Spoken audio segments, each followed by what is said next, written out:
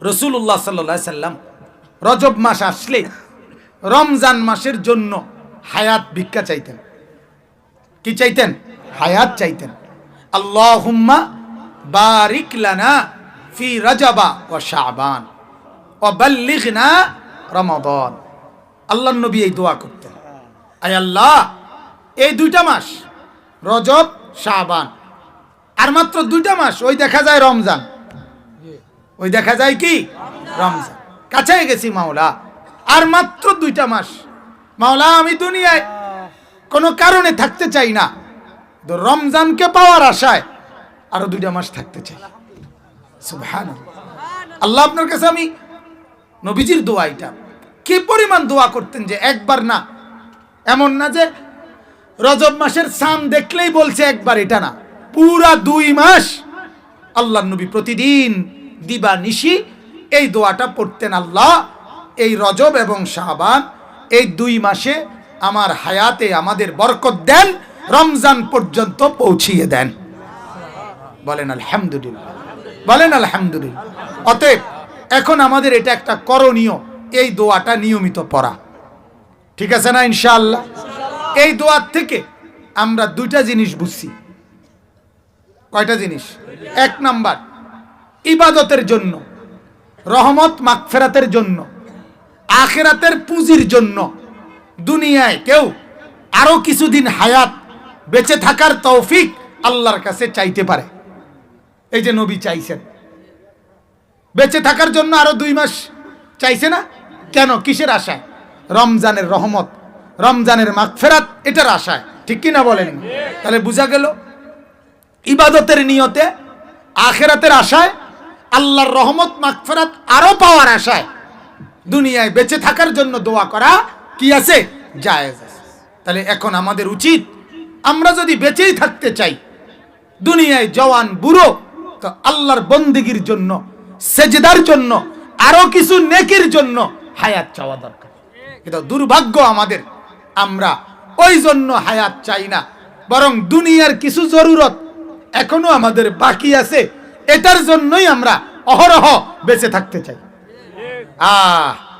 এই তার তোমার চাচা এই জমি খান কইছে বেচবো, 10 শতক জায়গা, যে বহুত দিন ধরে ঘুরাইতে আছে। হ্যাঁ, একবার কয় বেচবো, আবার কয় বেচতো না, এ আজ্ঞায় ফিচ্ছায় লোকাল বাসের মতো। যদি জমিটা বেচ চালাইতো, কিনা লাইতাম, বাড়িটা মিলাই লাইতাম, আমার জিফুত গুলা সুন্দরে থাকতো, এরপরে আর মরলেও আর কোনো দুঃখ আসিল না। বড় বাচ্চার বেঁচে থাকার জন্য অপেক্ষা করতেছে শুধু এই 10 শতক জমি, ঠিক কিনা কোনো কথা? এবার আর বেঁচে থাকার তামান্না কি? এই 10 শতক জমি, এই জায়গা। আহারে আল্লাহ, কোন রকমে যদি কষ্ট মষ্ট করিয়া ছোট মাইয়া ঘরে যদি বিয়ে দিয়ে যাইতে পারি, আরে এই ফোলাগা বিদেশ ফাটাই দিতে পারি, এরপরে আমার আর বাঁচলো ইচ্ছা, না বাঁচলো ইচ্ছা, খোদায় জেনে রাহে, মাটিতে রাহুক বা চোখের তলে রাহুক। কথা বুঝছেন না? আবার আর ইচ্ছা হইল ছোট মাইয়াগা বিয়া আর এই ফোলাগা বিদেশ, এই 2খানের লাগিয়ে আবার মরতে আসে না, মরে গেল হইলে। তাহলে এই বেঁচে থাকা কি জন্য? কথা বলেন না কেন? আমার এক পরিচিত জন, ওনার বাবা একেবারে বয়স্ক মুরব্বী, মুমূর্ষ, উনি ওনার ছেলের জন্য জানটা দিয়া মেয়ে খুঁজতে আছে। আমি বললাম, আরে এরম শুরু করছেন কা? মানে খুঁজেন, কিন্তু এরম পাগল হয়ে গেলেন কা? মেয়ে কইেন না ভাই, মূল বিষয় হলো তার দাদা, মানে ওই ফোলার দাদা, এবার বাপ, তার দাদা একবারে বিছনায় শয্যাশায়ী, প্রায় একটু পর পরে হুঁশ আইলই, আরে নাতিগার বউ সাইয়া যাইতাম না।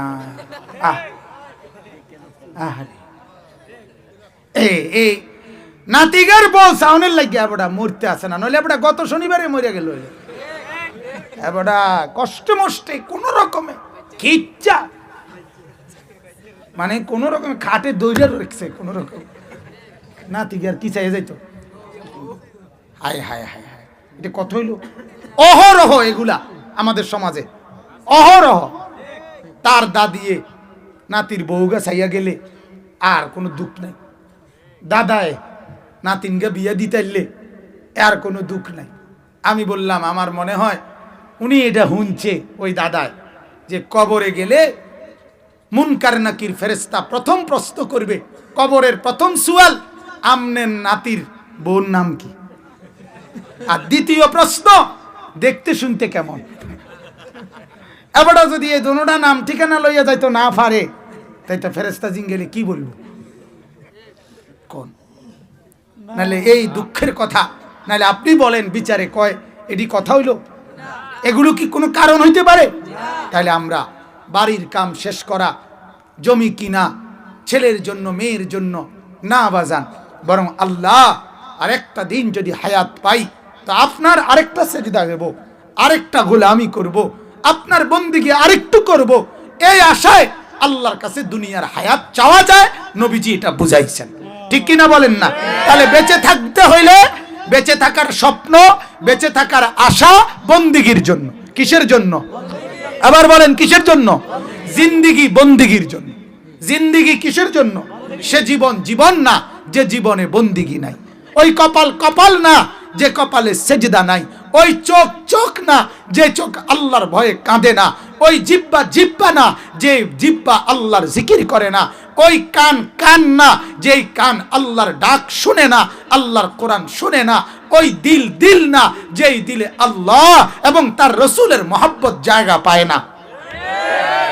আল্লাহ কোরআনে বলছে, যেই জবান আমার কথা বলে না, যেই কান আমার কথা শুনে না, যেই দিমাগ আমার কথা ভাবে না, বলে না, শুনে না, ভাবে না। কন্ত কি কইছি? বলে না, শুনে না, ভাবে না। আবার কন্ত কি বলে না? আল্লাহর কথা বলেন না, কি বলে না, কি ভাবে না, কি শুনে না। আল্লাহ বলেন কোরআনের আয়াত, ওই লোকটি হলো সর্বনিকৃষ্ট জানোয়ার, জানোয়ার, জানোয়ার। কোরআনের আয়াত, ইন্না শাররাদ দাওয়াব, শাররাদ দাওয়াব, সর্বনিকৃষ্ট জানোয়ার ওই লোক যার জবানে আমার নাম নাই, যার কানে আমার কথা শুনে না, যার দিমাগ আমার কথা ভাবে না। তাইলে ওই যে আমি যে বললাম প্রথমে একটা কথা, আপনার যেই ছেলেটা সেজদা ছাড়া ঘুম থেকে উঠে, সেই ছেলেটা মানুষ উঠে না জানোয়ার উঠে? জানোয়ারের তেবালা। চাচা বলতেছে হ্যাঁ ঠিকই তো। হাদিসের মধ্যে আছে চতুষ্পদ জন্তু জানোয়ার বেনামাজির থেকে মুখ লুকায়, আল্লাহর কাছে ফরিয়াদ করে, আল্লাহ এমন দুশ্মন আমার চোখে তাতে না পড়ে। তাইলে শেষ, এটা একটা বুঝলেন। আমরা এই দোয়ার মাধ্যমে এটাই বুঝলাম, আমরা দুনিয়াতে যদি আরো কিছুদিন বাঁচতে চাই, কিসের জন্য? আল্লাহর জন্য, বন্দেগীর জন্য, ইবাদতের জন্য। সর্বশেষ কথা হলো, এই রজব মাসে আল্লাহ তাআলা আমাদের প্রিয় নবী সাল্লাল্লাহু আলাইহি ওয়াসাল্লামকে মেরাজে নিয়েছেন। কোথায় নিয়েছেন? কথা বলেন। আমি লম্বা ঘটনা আমি আগেই বলছি, বিস্তারিত ঘটনা হুজুররা বলবে, আপনাদের ইমাম সাহেবরা, ইনশাআল্লাহ। শুধু আমি মূল একটা কথা বলতে চাইতেছি, মেরাজে যে আল্লাহ তাআলা আমাদের নবীকে নিলেন, এই ঘটনা শুনলে আমাদের কলিজার মধ্যে কথা বুঝে আসে, আমি যেই নবীর উম্মত, তিনি সর্বশ্রেষ্ঠ মর্যাদার অধিকারী। অতএব এত বড় দামি, এত বড় সম্মানিত, এত বড় মর্যাদাবান নবী পাওয়ার পর আমার জীবন চলার ক্ষেত্রে আমি অন্য কোনো দিকে তাকাইতে পারি না, যেহেতু আমার জন্য সর্বশ্রেষ্ঠ নবী মডেল। বলেন আলহামদুলিল্লাহ। কত বড় মর্যাদা দিছে, সুবহানাল্লাহ। মক্কার কুরাইশরা 3 বছর নবীকে বন্দী করে রাখছিল এক ঘরে করে। নবীজি 3 বছর বন্দী জীবন কষ্ট কাটাইয়া 3 বছর পরে 10ম বছর নবুয়তের মুক্তি পাইছে। এরপরে নবুয়তের 10ম বছর মানে নবীজির বয়স যখন 50, 40 থেকে 50, 10 বছর হলো না ইসলাম প্রচারের। তো বন্দী থেকে মুক্তি পেয়ে ওনার চাচা নবুয়তের 10ম বছর ইন্তেকাল করছে, আবু তালেব। কিছুদিন পরে 5 দিনের মাথায় নবীজির স্ত্রী খাদিজা রাদিয়াল্লাহু তাআলা আনহা, একমাত্র বিবি তখন ছিল, উনিও ইন্তেকাল করছে। নবীজি একবারে মনটা ভাঙ্গা গেছে, চাচাও নাই, স্ত্রীও নাই, বন্দী জীবন থেকে বের হইছে, মনটা খুব কষ্ট। মক্কার কাফেররাও জুলুম নির্যাতন করতেছে বেশি। আল্লাহর নবী পার্শ্ববর্তী তায়েফ নগরীতে গেছে এই ঘটনার পরে, স্ত্রীর মৃত্যুর পরে 1.5 মাস তায়েফবাসীদেরকে ইসলামের দাওয়াত দিছে। একটা লোক কালেমা পড়ে নাই। শেষ পর্যন্ত তায়েফবাসী ছোট ছোট বাচ্চাদেরকে লাগাইয়া আল্লাহর নবীকে তাড়াইয়া পাথর মেরে মেরে সমস্ত দেহ মোবারক জর্জরিত করে ফেলছে। এত পাথর ঝরছে আল্লাহর নবী সাল্লাল্লাহু আলাইহি সাল্লামের মৃত্যু পর্যন্ত কোনোদিন আর নবীজির পিঠের তায়েফের পাথরের দাগের কারণে পুরা পিঠ চালনির মতো ঝাঁঝরা হয়ে গেছিল, ছিদ্র ছিদ্র। মৃত্যু পর্যন্ত ওই দাগ আর মেলে নাই। হাদিসের মধ্যে আছে হযরত আয়েশা নবীজির বিবি, নাম শুনছেন না আয়েশার নাম? উনি একদিন আল্লাহর নবীর এরকম পিঠে হাত বুলাইয়া আল্লাহর নবীকে বলছে, ইয়া রাসূলুল্লাহ, আপনার পিঠে কি ছোটবেলায় বসন্তের দাগ গোটা হয়েছিল, বসন্তর গোটা? আল্লাহর নবী তখন আয়েশার দিকে তাকায় বলছেন, আয়েশা কি বললা, এটা কি জিজ্ঞাসা করলা? তুমি জানো আমার এই পবিত্র দেহে তো কোনোদিন মশা মাছিও বসে না, তুমি আমার এটা কি বললা আয়েশা? আমার এই পবিত্র দেহে থেকে যে ঘাম বের হয় ওই ঘামই তো আমার সাহাবীরা আতর হিসাবে, মেশক হিসাবে ব্যবহার করে।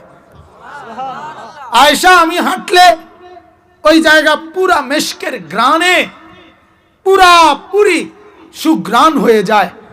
আমি পেশাব পায়খানা করলে হাদিসে আছে আল্লাহর নবী জীবনে যতবার জরুরত সারছেন প্রস্রাব পায়খানা, 1 সেকেন্ডের জন্য জমিনের উপরে নবীজির পেশাব পায়খানা 1 মিনিটের জন্য ছিল না। মাটি জমিন নিজেই ফাঁকা হয়ে আল্লাহর নবীর পেশাব পায়খানা গ্রহণ করে নিছে। আল্লাহর নবী বললেন, আয়েশা এটা কি বললা? আমার এই পবিত্র দেহে মেশকের ঘ্রাণ আসে, মশা মাছি বসে না। আয়েশা, এগুলো আমার বসন্তের দাগ না, গোটা হয় নাই, বসন্তের গোটা না, তায়েফের ছেলেরা যে আমারে পাথর মারছিল ওই পাথরের দাগ। উম্মত, হায় বন্ধু, এ নবী সাল্লাল্লাহু আলাইহি সাল্লাম হাসরের দিন আমাদেরকে পিঠ খুলে দেখাবে, পিঠ খুলে দেখাবে। উম্মত, আমার পিঠ দেখো। ইসলাম বুঝাইতে গিয়ে আমি আমার পিঠ চালনির মতো ঝাঁঝরা করে ফেলছি। আজ যে সুপারিশের জন্য আসছো, উম্মত আমার একটু তোমার জিন্দেগিটাও বুঝায় কও, আমি কি বলতাম? আপনারা তো শুনছেন নবী সুপারিশ করবে, আমরাও তো বলি সুপারিশ মানেই জান্নাত, কথা কয় না? নবীজি সুপারিশ মানেই জান্নাত। হ্যাঁ, তাহলে তো নবীজির দাওয়াত মানে ঈমান। কই নবীজি আবু তালেবকে দাওয়াত দেয় নাই তো ঈমান আনে নাই? কথা বলেন না কেন? নবীজি আবু জেহেলকে দাওয়াত দেয় নাই, কথা বলেন না কেন? তো ঈমান আনে নাই কেন? নবীজির দাওয়াত মানে ঈমান না? না, আরেকজন ফয়সালা দাতা আছে না, কথা বলেন না কেন? দাওয়াত দিছে তিনি যতজনকে, সবাই ঈমান আনছে? তো যারে দাওয়াত দিছে ঈমান আনে নাই, নবীজি ওরে মনে এমনে রসিকতা করে কইছে মনে নাকি? আবু জেহেল রে এমনি কইছে বিত্তে বিত্তে, মূলত ঈমান আনুক এটা চায় নাই। আবু তালেবকে চায় নাই, চাইছে কিনা বলেন না কেন? তাহলে দাওয়াত মানে ঈমান না। দাওয়াত তো দেওয়া নবীর দায়িত্ব, ঈমান দেওয়া কার দায়িত্ব? ঠিক এরকম দুনিয়াতে আল্লাহ এটা দেখায় রাখছে নমুনা। হাসরের ময়দানেও দোস্ত বাপ করে পায়ে ধরে বলি, আল্লাহর নবীর সুপারিশ মানে জান্নাত না। নবী সুপারিশ করবে 1000 বার, নবী সুপারিশ করবে সত্য। আল্লাহ পাক নবীর সুপারিশে কোটি কোটি কোটি কোটি বান্দাকে জান্নাত দেবেন, এটাও সত্য। নবীকে খুশি করে দিবেন, এটাও সত্য। কিন্তু আপনাকে যে জান্নাত দিবেন এর কোনো নিশ্চয়তা নাই, আমারে যে দিব এটার কোনো কি নাই। তাহলে সুপারিশ মানেই কি না? আরে কথা কয় না? ফয়সালা কার? অতএব বুঝ করে চলেন, বুঝ করে চলেন। আপনি আপনার গুনার নাফরমানির মধ্যে ডুবা, আর নবী সুপারিশ করবে, আপনি জান্নাতে চলে যাবেন। এই রঙে এত শুকনা চিরা বেজে না, একটু ফানি দন লাগে, বুঝছেন না আপনি কথাটা? এত হুগনাই বন ভিজে না, একটু সাহার মধ্যে সুবানি দন লাগে, কথা বুঝছেন? অতএব এটা মনে রাখেন। অতএব আমি এটাই বলতে চাচ্ছি, যখন আল্লাহ নবী সাল্লাল্লাহু আলাইহি ওয়াসাল্লাম তায়েফ থেকে ফিরে আসছে, এই তখন মক্কার কুরাইশরা নবীকে বলছে, ও মুহাম্মদ, তুমি তোমার নিজের হিসাবটা একটু করো। তোমারে আল্লাহ তাআলা, তুমি কও আল্লাহ তোমার লগে আছে, আচ্ছা তুমি কও যদি আল্লাহ তোমার সাথেই থাকে তো তোমার অবস্থাটা এরকম।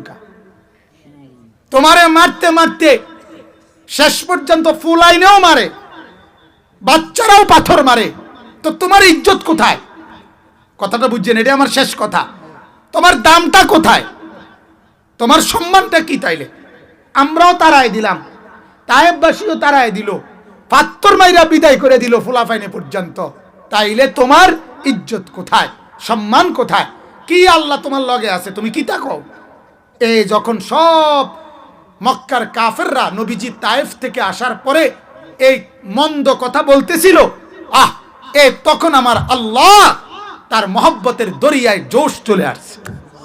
আল্লাহ বলছে, আরে কি তারে কয় বন্ধু, ওরা কি বলে, আমি আপনার সাথে নাই না, আমি আপনারে বুঝি ইজ্জত দিছি না? না, এই আল্লাহ তখন সাথে সাথে জিব্রাইলকে বলছে, জিব্রাইল যা, জিব্রাইল বন্ধুকে আমার কাছে নিয়ে আয়, বন্ধুকে আমার কাছে নিয়ে আয়, কাছে বৈশা সঙ্গে রাইখা বন্ধুকে বুঝাবো ইজ্জত কাকে বলে, সম্মান কাকে বলে। সুবহানাল্লাহ। এই তায়েফ থেকে ফিরে আসার পরে আল্লাহর নবী সাল্লাল্লাহু আলাইহি সাল্লাম সাত আসমানেরও কোটি কোটি গুণ ঊর্ধ্বে আরশে আজিমে আল্লাহ পাকের খাস কামরায় মালিকের কাছে আল্লাহর দিদারে মেরাজে নবী গেছেন। বলেন আলহামদুলিল্লাহ। আল্লাহ তাআলা বুঝাইছে নবীকে, বুজুর্গানি দিন বলে আল্লাহ নবীকে বুঝাইছে বন্ধু। একটা মজার কথা আছে, এটা শুনেন।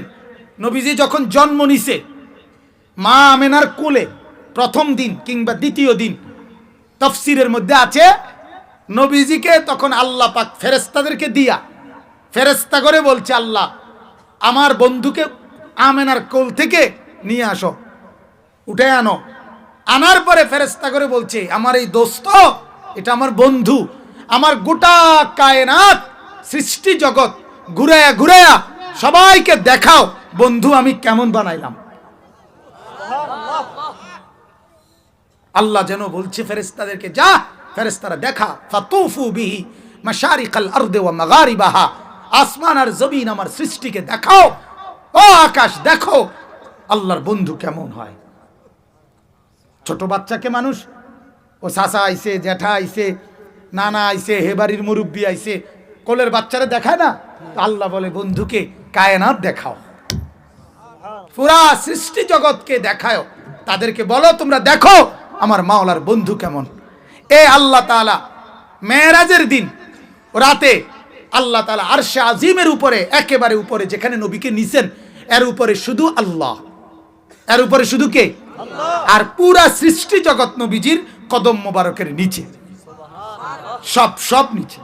এ তখন আল্লাহ বলছে, বন্ধু আপনি জানেন যখন আপনি কোলে ছিলেন তখন আপনারে ফেরেশতার কোলে দিয়া গোটা সৃষ্টি জগৎকে বলছি তোমরা আমার বন্ধুকে দেখো। এখন আপনাকে আমি আরশে আজিমের উপরে আইনা আপনাকে এবার বলি, বন্ধু আপনি এবার গোটা জগৎ দেখেন। বুঝেন নাই কথা? ওই সময় জগৎরে বলছি তোমরা দেখো, এখন আপনাকে বলি আপনি গোটা জগৎ দেখেন। দেখেন আমি আসমান কেমন বানাইছি, দেখুন আমি জমি কেমন বানাইছি, আমার সৃষ্টি আপনি দেখেন। দেখলেই টের পাইবেন যে আমি যে দূরের রব, আপনি ও দূরের রহমত, ও দূরের নবী। ওই আঙ্গাল কাঙ্গাল আবু জাহেল ডাকাইতে কয় আমনের মর্যাদা নাই, তার এসব মর্যাদা লেগে নি বইয়ে রয়েছে। হ্যাঁ, তোরার মতো চোর ডাকাইতে কি কস না কস, কথা বোঝেন নাই আমনে? তোরার মর্যাদা লেগে নি বইয়ে রয়েছি আমরা বেটা। অর্থাৎ আল্লাহর নবীকে আল্লাহ বললেন, বন্ধু দেখেন না গোটা কায়নাত আপনার জন্য। সুবহানাল্লাহ, বলেন আলহামদুলিল্লাহ, বলেন আলহামদুলিল্লাহ। এত বড় শ্রেষ্ঠতম নবীকে পেয়ে আমরা এটাই বুঝলাম যে আমাদের নবী সাল্লাল্লাহু আলাইহি ওয়াসাল্লাম শ্রেষ্ঠতম নবী, ঠিক কিনা বলেন? সর্বশ্রেষ্ঠ মর্যাদার অধিকারী। অতএব এমন নবীকে ভালোবাসবেন না তো কাকে ভালোবাসবেন? এমন নবীকে ইজ্জত করবেন না তো কাকে করবেন? এমন বন্ধুকে সম্মান করবেন না তো কাকে করবেন? এজন্য আমরা আল্লাহ নবী সাল্লাল্লাহু আলাইহি সাল্লামের সাথে আমাদের সম্পর্ক এই মেরাজের ঘটনার কারণে আমরা আরো বাড়াবো। ঠিক আছে না ইনশাআল্লাহ? নবীর সাথে সম্পর্ক বাড়ে তিন ভাবে। কয় ভাবে? কয় ভাবে? আবার বলেন, আবার বলেন। এক, এই জবানে বেশি বেশি দুরূদ পড়লে। দুই, এই কলিজায় বেশি বেশি ভালোবাসলে। তিন, এই অঙ্গ প্রত্যঙ্গ দিয়ে বেশি বেশি সুন্নত অনুসরণ করলে। এই আমার শেষ কথা। কোন আবার কোন? নবীর সাথে সম্পর্ক বাড়ে কয় ভাবে? এক, এই জবানে বেশি বেশি দুরূদ। দুই, কলিজায় বেশি বেশি ভালোবাসলে। তিন, অঙ্গ প্রত্যঙ্গ দিয়ে বেশি বেশি অনুসরণ করিলে, ইত্তেবা করিলে, সুন্নত মানলে। এই তিনটা মিললে নবীর সাথে মহব্বত, তিনটা মিললে নবীর সাথে সম্পর্ক। তিনটা একত্র করতে হবে, জবানে দুরুদ, কলিজায় মহব্বত, অঙ্গ প্রত্যঙ্গে অনুসরণ। হ্যাঁ, তিনটা মিলাইয়া ভালোবাসার প্রমাণ দেখাবেন, নাইলে কিন্তু টিকতেন না। কইলাম আর নাইতে এবার আমনে আমনের বুঝে ভাত খান, বন খান, চা খান, বেলা বিস্কুট খান, যেটা মনে কইটা করেন, আমার কোনো মানা নাই। বাকি আমি যে এদ্দুর বুঝছি বাবুরে, আমার ছোট বুঝে আমি এদ্দুর বলছি। আমি বুঝি আল্লাহর কোরআন রসুলের হাদিস পড়ে আমরা এটা বুঝছি। নবীর সাথে সম্পর্ক হবে কয়ভাবে বলেন? এই জবানে দুরুদ, কলিজায় মহাব্বত, অঙ্গ প্রত্যঙ্গে অনুসরণ। আল্লাহ তাআলা আজকের এই ভরপুর মজমা, আমি আসলে আমার যাওয়া দরকার, আমার বারবার ফোন দিচ্ছে, কিন্তু শুধু আপনাদের এই ব্যাপক উপস্থিতির মহব্বতে লম্বা সময় কথা বললাম। এতক্ষণ বলার ইচ্ছে ছিল না, এরপরেও বললাম। আল্লাহ তাআলা বলাইছেন, আল্লাহই তৌফিক দান করেছেন। আমি আপনাদেরকে মহব্বত করি, আপনারাও আমাদেরকে মহব্বত করবেন আল্লাহর জন্য। ঠিক আছে ইনশাআল্লাহ?